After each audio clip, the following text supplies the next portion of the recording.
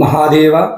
ఈ మధ్య చాలామంది కూడా చేసేటటువంటి పనిలో లేదా ఉద్యోగంలో వృత్తిలో అసంకల్పంతో చాలా పనులు కూడా వాయిదా వేసుకుంటున్నారు, లేదా ఆ పనిని పూర్తిగా విడిచిపెడుతున్నారు.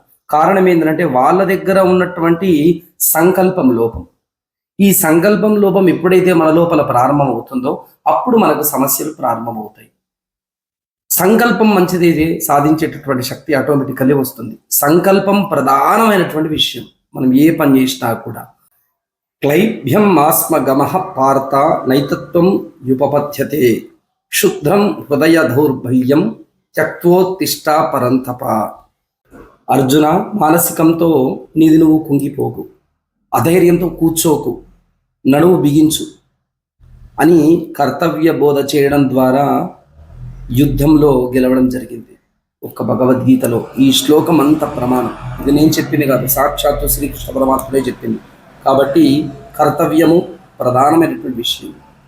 చేసేటటువంటి పనిలో సంకల్పం అనేది చాలా ముఖ్యమైనటువంటిది. సంకల్పం మంచిదైతే సాధించేటటువంటి శక్తి ఆటోమేటికల్లీ వస్తుంది. శుభం.